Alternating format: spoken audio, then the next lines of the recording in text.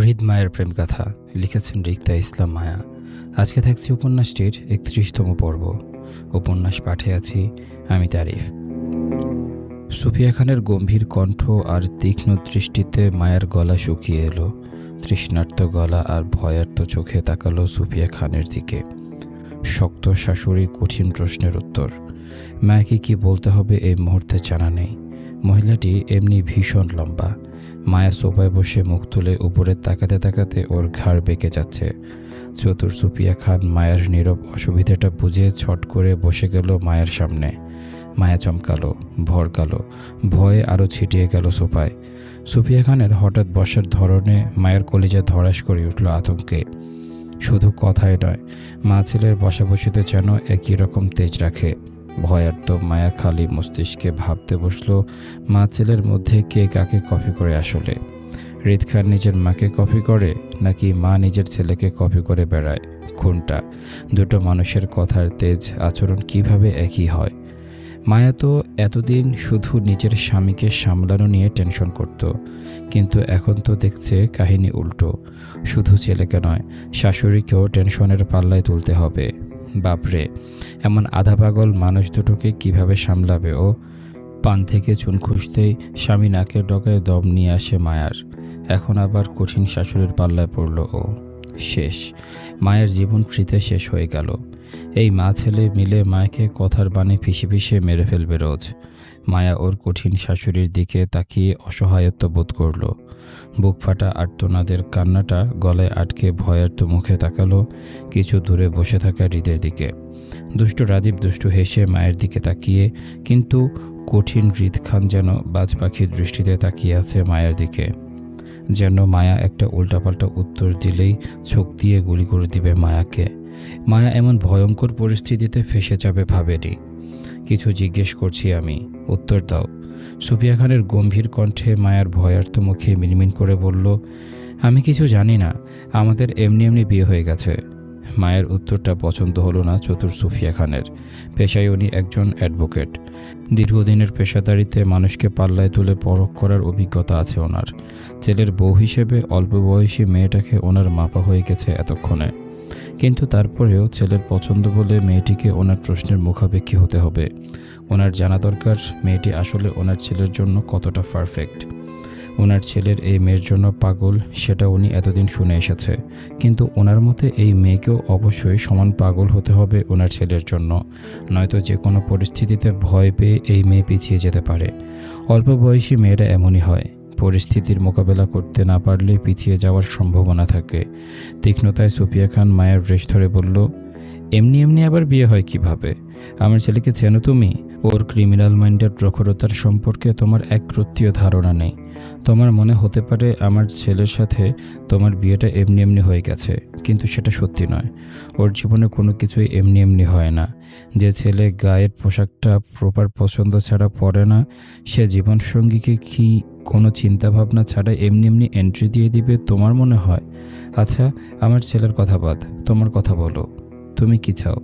যেহেতু বিয়েতে তোমার মত ছিল না, তাই চাইলে তুমি এই বিয়ে থেকে বেরিয়ে আসতে পারো।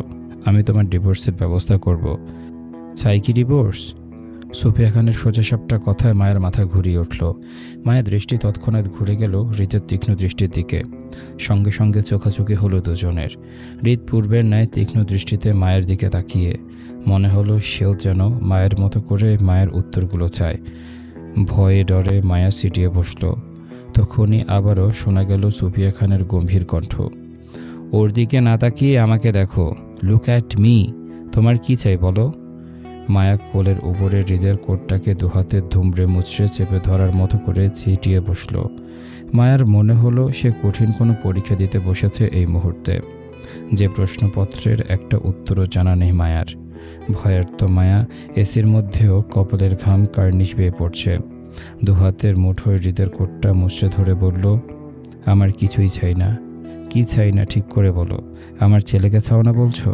সুফিয়া খানের কঠিন কথার তলায় হারিয়ে যাওয়া মায়া তাড়াহুড়ো করে বলল, না চাই। আমার এই বিয়েটা চাই।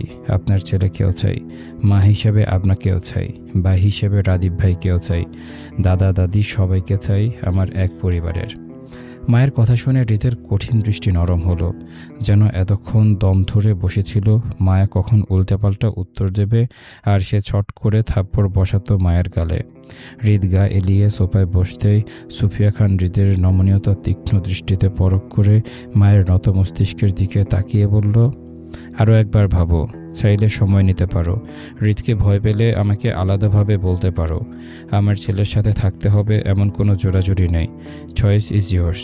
থাকতে না চাইলে। সুফিয়া খানের কথা মাঝে মায়া মিহি গলায় শুধালো, আমার সময় লাগবে না, আমি ওনার সাথে স্বেচ্ছায় থাকতে চাই। মায়ের নিজেকে কেমন নিমজ্জিত মেয়ে মনে হলো। নিজের স্বামী, সংসার সে কেমন একা একাই ঠিকঠাক করে ফেলছে পরিবার ছাড়া।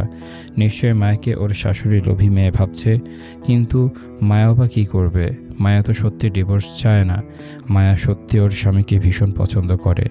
মায়া তো এই লোকটার সম্পর্কে না জেনে না চিনে ভালোবেসেছিল এতদিন। তাহলে এখন কিভাবে বলবে মায়া ওর স্বামীকে চায় না?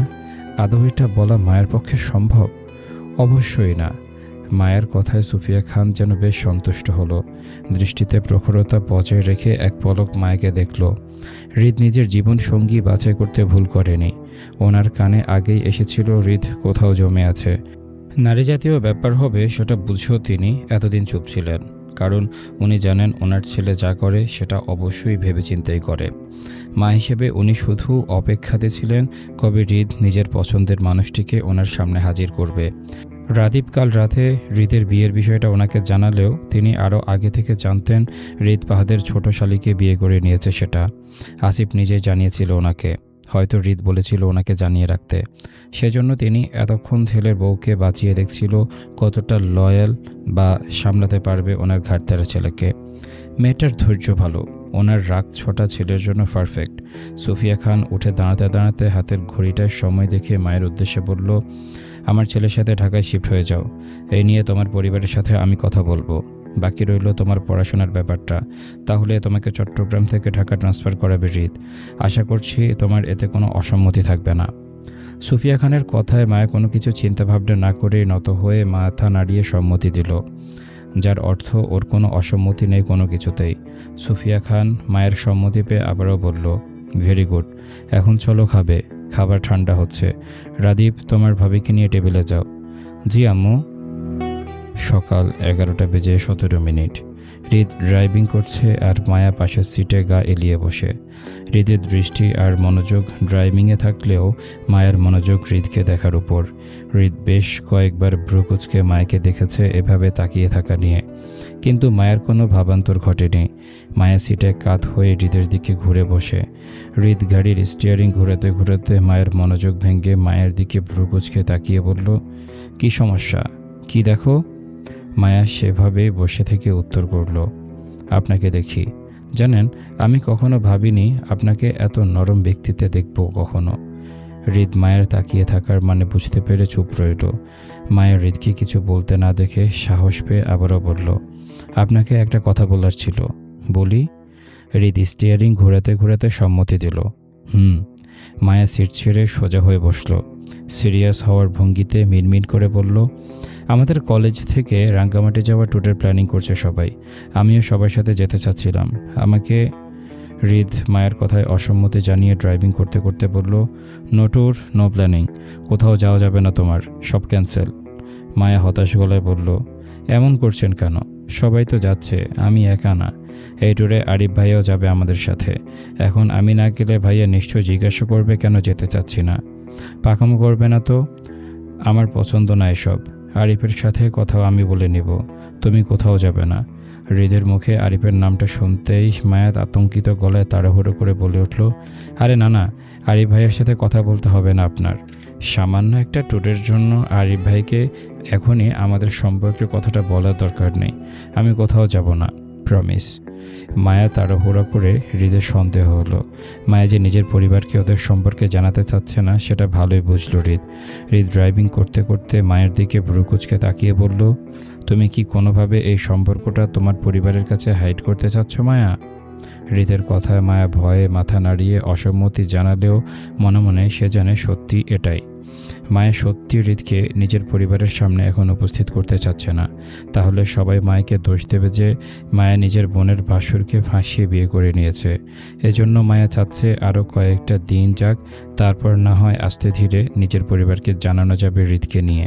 মায়া হৃদকে বলল, হাইড করব কেন, আসলে বড় আপুর বিয়েটা মাত্র শেষ হলো, আর কয়েকটা দিন যাক, তারপর না হয় আমাদের ব্যাপারটা জানাবো। মায়ের কথাগুলো হৃদের যুক্তিসঙ্গত মনে না হলেও সে আপাতত চুপ রইল। তাড়াহুড়ো করে মাইকে চাপে ফেলতে চায় না হৃদ। বউকে কিছুদিন সময় দেওয়া উত্তম ভেবে হৃদ চুপ রইল। কিন্তু মায়ের হৃদের সাথে বিয়েটা পরিবারকে জানানো নিয়ে এই মুহূর্তে ভীষণ ভয় আছে। কিভাবে কি করবে, বাবা মা পরিবারের আদৌ ওদের সম্পর্কটা মানবে কিনা তাও জানে না মায়া। মূলত মায়া ভয় থেকেই এই মুহূর্তে হৃদের সাথে সম্পর্কটা লুকাতে চাইছে। চতুর সোফিয়া খানের তখনকার কথাটাই সত্যি হলো। অল্প বয়সী মেয়েরা বোঝে কম, তারা পরিস্থিতির মোকাবেলা করতে জানে না, বরং ভয় পেয়ে পিছিয়ে যায়। মায়ের ক্ষেত্রে তাই হচ্ছে। হৃদকে যতটা সাহসিকতার সাথে ভালোবেসেছিল, ঠিক ততটাই দুর্বল মন মানসিকতার পরিচয় দিচ্ছে পরিবারের সামনে হৃদকে তুলে ধরতে। মায়ের এই দুর্বল মন মানসিকতার জন্য ভবিষ্যতে কতটা প্রভাব ফেলবে হৃদ মায়ের সম্পর্কে তার ধারণা নেই মায়ার।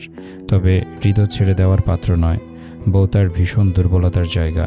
হৃদ খান নিজের দুর্বলতাকে আগলে রাখতে জানে, সকল বাধা অতিক্রম করতে জানে, ভালোবাসার মানুষকে নিয়ে ঘর সাজাতে জানে। হৃদের ভালোবাসার সাক্ষী হতে প্রকৃতি আজ নতুন প্রেমে রঙিন হলো। বাতাসে ভেসে বেড়ালো এক মিষ্টি প্রেমের সুবাস। হৃদ মায়ের প্রেমগাথা শুধু দুটি হৃদয়ের নয়, এই ভালোবাসার গন্ধ বাতাসে ভেসে বেড়াবে অনন্তকাল। এই ছিল এই উপন্যাসটির প্রথম সিজন বলা চলে। এখানে এই বইটি শেষ হয়ে গেছে, আমি যে বইটি থেকে উপন্যাসটি পড়ছি। কিন্তু এই উপন্যাসের আরও অনেকগুলো পর্ব আছে। দ্যাট মিনস এই উপন্যাসটা অলমোস্ট 70টা পর্বের মতো। পরবর্তীতে আমরা বাকি পর্বগুলো নিয়ে আসবো ক্রমান্বয়ে। আজকে এখানে রাখছি, আমরা সামনের দিনগুলোতে নতুন নতুন পর্ব নিয়ে আসবো। ততক্ষণ পর্যন্ত তোমরা অবশ্যই আমাদের সাথে থাকবে। দেখা হচ্ছে পরের ভিডিওতে। ভালো থাকবে তোমরা, আর যারা এখনও এই চ্যানেলটি সাবস্ক্রাইব করোনি সাবস্ক্রাইব করে দাও। আল্লাহ হাফেজ।